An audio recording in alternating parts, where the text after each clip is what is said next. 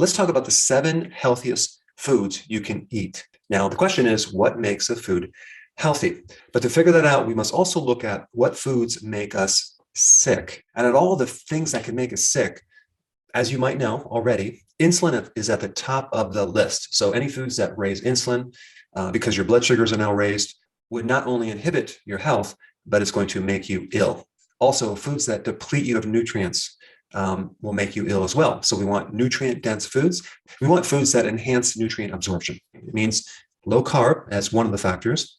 Now, the 2 foods that don't trigger insulin, don't create an insulin response, would be fiber and fat, okay? And as far as protein goes, the leaner the protein, the higher the insulin response. In other words, on the insulin index, whey protein and very low-fat, lean protein really creates an insulin spike compared to fattier protein. So we really want a higher fat, lower protein ratio in foods if possible. And then nutrient dense. Not only do we want vitamins and minerals and trace minerals and essential fatty acids like omega-3 fatty acids, but we also would like phytonutrients because the phytonutrients give us additional health benefits that go way beyond just the regular vitamins and minerals. So the first food on our list is sauerkraut. Okay, now what makes sauerkraut so darn healthy? Well, in 1 cup of sauerkraut, you have only 6 grams of carbs with 4.1 grams of fiber, giving you a net carb of 1.9 grams. So it's just under 2 grams of carbs for an entire cup. That's incredible. So that definitely fits the definition of low carb, high fiber, and high nutrient because sauerkraut has the highest vitamin C of any food out there. In fact, in 1 cup of sauerkraut, there's over 700 milligrams of vitamin C. And the daily requirements that we need are only roughly around 75 milligrams. And 1 cup of sauerkraut gives us 700 milligrams. So vitamin C is very, very important in collagen, in building bone, and protecting the heart against free radical damage. It's a very powerful antioxidant. And without vitamin C, you get tired, like in scurvy, your joints fall apart, you can't build connective tissues, and so your skin becomes more wrinkled and you look older. And the thing about sauerkraut, it's a really good pre and probiotic. So it's great fiber to feed the microbes, and it's fermented, so it has a lot of friendly bacteria. The type of bacteria that can actually enhance your own bacteria. Because if we compare that to yogurt, which has probiotics, those friendly bacteria in yogurt get destroyed at the stomach level, whereas the probiotic in sauerkraut survives and it gets into the large intestine. And the other cool thing about sauerkraut is the vegetable is cabbage, and that's one of the cruciferous vegetables. And cruciferous, out of all the different vegetables, have the highest, most potent and powerful phytonutrients of all the vegetables that you can possibly eat. The unique thing about sauerkraut and cabbage is that it's very easy to digest. And if you have digestive problems, cabbage is probably going to be the best vegetable to digest. It does not produce a lot of gas like other vegetables like broccoli. It will spike something called acetylcholine, which will help you have regular bowel movements and increase digestive juices and support your brain and cognitive function. Sauerkraut is very high in lactic acid, which is beneficial to your good bacteria and not very beneficial to the bad bacteria, pathogens. So pathogens cannot exist when there's too much lactic acid. Also, sauerkraut is a really good source of vitamin K2. K2 is made by bacteria, and vitamin K2, which is also in certain fats, helps to keep the calcium out of the joint and out of the arteries and in the bone. And lastly, sauerkraut is very high in vitamin U. Now you're probably going like, what is vitamin U? I put a link down below for more information on vitamin U, but it actually is a vitamin, and it has some really cool effects on things like colitis, inflammation of the colon, great effects on ulcers. It's really good on gastritis and acid reflux and GERD and even gut inflammation. All right, number 2, arugula. Now, if you've been watching my videos, I recommend a good amount of salad every single day. And if you're going to eat salad, might as well use a green or a base of salad that has higher amounts of nutrients. And arugula fits that to a T. Arugula is one of the cruciferous vegetables. And so it has a lot of different phytonutrients. It's really good for your liver because it's really good for liver function. And if I have the option of getting arugula, I will always have a salad with arugula way more than other types of salad, especially spinach, because spinach is high in oxalates, which can lead to kidney stones. But arugula is low in oxalates. Oxalates bind with calcium and can form kidney stones. And arugula has a really great flavor. It's kind of like a peppery, sweet, spicy, hot flavor.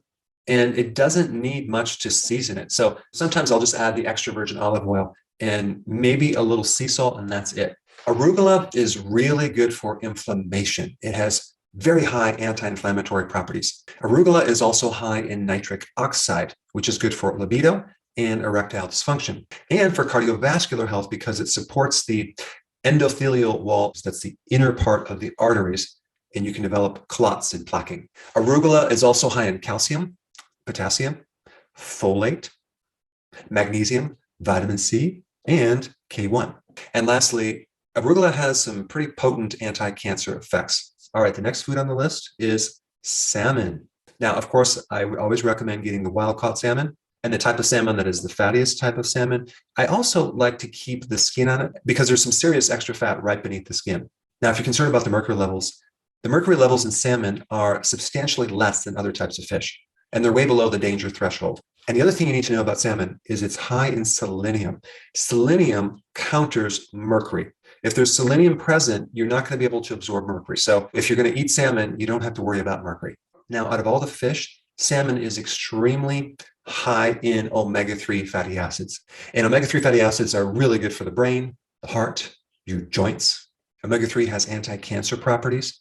Most people are consuming way too many omega-6 fats, as in soy oil, corn oil, canola oil, cottonseed oil, and they're very, very low in omega-3 fatty acids. So they have this imbalance that generates a lot of inflammation in their bodies. So if you want to systemically keep inflammation very low, you want to consume food high in omega-3 fatty acids. And this is why I recommend salmon at least a few times a week. Now, as far as the fat to protein ratio, it'd be like a 1-to-2. Ideally, you want more fat to protein, but because salmon has these other health benefits, I included salmon on the list. It's easy to get. It also tastes good, so people will consume it on a regular basis. And you can always add some additional fats to salmon to spike it even more. You know, if we look at omega-3 fatty acids and we compare salmon to something like codfish, if we look at just 3 ounces, salmon has over 2,000 milligrams of omega-3 fatty acids, and cod has only 171 milligrams. Let's see, 2,000 to 171 milligrams. I think I'll go with the salmon. And salmon is high in potassium, zinc, and calcium. All right, the next one on the list is cod liver. Now, before you turn your nose up to cod liver, just hear me out. You know, organ meats in general are super, super nutrient dense. The problem is the majority of the population do not like to consume them because they don't taste very good. And sometimes it's hard to find high quality organ meats because of all the toxicity in the environment. You would never want to have conventional like beef liver or organ meats. You want them organic. But wild caught cod liver is not only easy to get, it's very, very delicious. It doesn't taste bad at all. It's not even fishy as long as you eat it within 1 to 2 days. Don't make the mistake of eating half of it and then putting it in the refrigerator and then forgetting about it and then coming back a week later. It'll be a little bit fishy. But if you eat it within 1 to 2 days, it tastes actually amazing. It's actually delicious. The texture is like pudding, and it doesn't even, to me, taste fishy at all. Now, you might consume it and you might not even like the flavor, but I think you should at least try it once. Personally, I think consuming organ meats, even beef liver, is a very good thing to do. I just cannot seem to consume beef liver. I just don't like the taste, but I will consume cod liver all day long. Now, the unique thing about cod liver compared to beef liver is that cod liver is much, much higher in omega-3 fatty acids. In fact, we have some cod liver right here, if you can see this right here, Icelandic cod liver oil. I think it's a little blurry, but this is wild caught, okay? And it comes within its own oil. So the oil that they put in this is cod liver oil, and it's quite delicious. Now, I do not recommend consuming the whole thing in one sitting. It's a lot of fat, and you might not be able to digest it, but 1/2 of these would be great. So maybe once a week, I'll do half of this my first meal and then half in the second meal. Now, if you're on OMAD, just do half of this on one meal and the other half the next day. And you can just keep it in the fridge. But like I said before, if you leave it in the fridge for too many days, it might taste a little fishy. Now, the unique thing about cod liver oil compared to fish oil in general is that cod liver and cod liver oil has omega-3 fatty acids. They have EPA and DHA, okay? But fish oil does not have the vitamin A and vitamin D that cod liver and cod liver oil has. So cod liver and cod liver oil have this additional extra benefit. And vitamin A, and I'm talking about the active form of vitamin A, retinol, is essential for your eye. It's essential for the immune system. It's essential for the inner lining of your skin. I'm talking about the sinuses, the esophagus, the trachea, your lungs, and it's really good for your kidney as well. And of course, vitamin D, as most people know, is awesome for blood pressure, pain, depression, your immune system. And there's not many foods that are high in vitamin D. Now, cod liver also has vitamin K2, it has iodine, and it's loaded with B vitamins. And the cool thing about cod liver is its fat to protein ratio. It's a 5-to-1 ratio. So it has 5 times as much fat to protein. So on the insulin index, it's extremely low. It will not trigger insulin. But the more fat to protein, as far as a ratio, the more ketosis you're going to be in. And if you don't actually like the cod liver, at least do the cod liver oil. Cod liver oil is one of the best things that children should consume, as well as pregnant females, because of the huge benefits on the nutrients, as well as the essential fatty acids, omega-3. And one last thing, where are you going to find this? You're probably not going to find it in the grocery stores. Just do a search online, go to Amazon, do a search, and you'll find a lot of different companies. All right, the next one, and some people will disagree on this, hamburger, okay? Hamburger, just hear me out. I'm not talking about hamburger with a bun. I'm not talking about conventional beef. I'm talking about grass-fed organic hamburger, okay?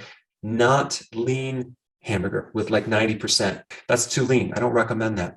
But why would hamburger be on the list as a healthy food? I'm also looking at the practical aspects of food too. It's easy to get, it's easy to digest. You can put it in a lot of different foods, and it has some pretty good health benefits. Now, some people are going to say, well, red meat is unhealthy and blah, blah, blah. Well, that is completely false. I put a link down below if you haven't seen my video on red meat, because if you're eating high quality red meat, it doesn't cause cancer. It's not going to cause a heart problem. Grass-fed organic red meat is not like the processed meat or like you would eat a hamburger at some fast food restaurant. It's completely different. And some people have a problem digesting red meat, but they usually don't have a problem digesting hamburger. And that is usually because if you compare most steak with hamburger, hamburger has more fat. In fact, hamburger compared to steak is a 2-to-1 ratio. It's twice as fatty as its protein. And that helps keep the protein in your small intestine so the digestive juices and bile can act on it and you'll get better digestion. If you're consuming leaner protein, it goes through the body faster and you don't have as much time to fully break it down. Not to mention, as we age, we lose our stomach acids. And so the older you are, the less stomach acid you have to digest red meat. So a simple solution is just to start taking betaine hydrochloride for your stomach so you can increase the acid and digest red meat. Because a lot of elderly people are low in iron, they're anemic. And that's also because they don't have enough acid in the stomach. You need an acidic stomach to absorb minerals, especially iron and calcium, and break down protein and kill pathogens. So typically, hamburger is easy to digest. I consume a lot of hamburger on a regular basis on the ketogenic plan. Hamburger is a really good source of amino acids. It's a really good source of available iron compared to like the iron in spinach. The type of iron you would get in red meat as well as hamburger is so much higher. Also, hamburger is rich in B12, phosphorus, zinc. It's an excellent source of selenium, B6, B2, B3, and B5. It's also high in something called carnosine. In fact, beef is one of the highest sources of carnosine. And carnosine reduces something called glycation. Glycation occurs naturally on our bodies and promotes aging. Glycation is when you have a sugar that attaches to a protein or a sugar that attaches to a fat, and it binds it up and it makes it unavailable. So it kind of clogs up the body. And if you're consuming carbs with sugar or carbs with fat, you're going to have a lot of glycation. So carnosine inhibits glycation, decreases inflammation, and carnosine also helps your immune system. Now, hamburger also has a lot of creatine, and creatine improves exercise performance, exercise endurance, and can promote muscle growth and muscle mass.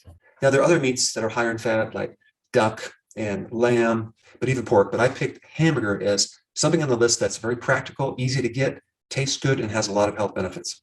All right, the next one on the list is pecans. Now, I wanted to pick foods in different categories. Since a lot of people consume nuts, I wanted to talk about the healthiest nut of all the nuts, and the reason why. Now, out of all the nuts, pecans have the lowest net carbs. And as you can see, from the pecans right here, and I love to just take like a handful of pecans right after a meal, and it gives me a good amount of fat, and it's very satisfying after a meal. Now, the carbs in pecans per cup is 14 grams, and it has a good amount of fiber, like 10 grams. So that gives us a net carb of only 4 grams for an entire cup. Now, remember, you're allowed up to 50 grams of carbs if you're on keto. So 4 grams are insignificant. And the fat content is pretty high. It's like 71 grams. Now, there are other nuts that have higher amounts of fat, like macadamia nuts and pistachios, but pecans have the lowest net carbs. And pecans have a very good ratio of fat to protein. It's like 7 fat to 1 protein. So that's going to be very low on the insulin index. Pecans are very rich in zinc and copper. Zinc and copper always balance each other out. So anytime you have a food that has both zinc and copper, that's a good thing. But pecans are also loaded in vitamin B1. So if you have stress, you want to definitely have pecans as part of your diet. Now, pecans, out of all the nuts, are very low in oxalates. Again, oxalates can bind with calcium to form kidney stones. And pecans are really good for the heart. They're good for your blood sugars. And out of all the nuts, pecans have the highest amounts of antioxidants, which can decrease the complications from chronic disease like diabetes, heart disease, and inflammatory conditions. And consuming pecans are very easy to digest.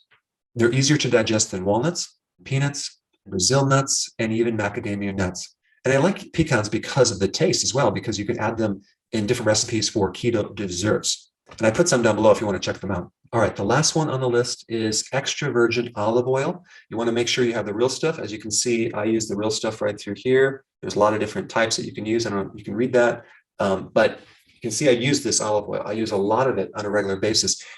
Olive oil is interesting because if you buy the cheap stuff at different grocery stores, you'll be lucky if you get the real stuff, because there's so many types of fake olive oil out there that they blend other oils, and it's just not the same. The real stuff has a little bite to it. It has a great aroma like fresh cut grass. It's peppery, and it gives you a little tiny irritation in the back part of your throat. That's one indication to know that it's the real stuff. But I put it on my salad on a daily basis. So what's so healthy about this extra virgin olive oil? Well, it does have vitamins. It has vitamin E, it has vitamin A, it has minerals like magnesium and potassium. Now, it is a fat, so it's going to have zero effect on your insulin, which is really good, but it has significant phytonutrients. It has phytonutrients that can extend your aging. You can live longer. It supports things like telomeres, which if you have shorter telomeres, you're not going to live as long. It supports and repairs mitochondria. And if you don't already know this, cancer is a disease of the mitochondria. And anything you can do to protect, support, and repair mitochondria will give you anti-cancer benefits. Now, olive oil, as far as an anti-inflammatory and something to help relieve pain, is equivalent, if not comparable, to the effects of ibuprofen. I'll put a study down below so you can check that out.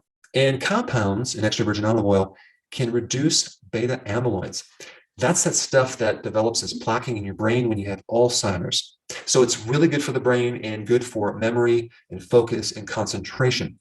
It also has some really cool effects as an anti-clotting, antimicrobial, and retinal protective. So in other words, it supports the retina of the eye, especially if someone has diabetes or high sugars or high insulin. There are certain phytonutrients in extra virgin olive oil that are 20 times more powerful than green tea. So don't use it sparingly, dump it on your salad, and the fat in the olive oil will help you extract a lot of the phytonutrients in the salad. All right, there you have it, the 7 healthiest foods. Now that you know what to eat, let's talk about what to avoid with this video right here. Check it out.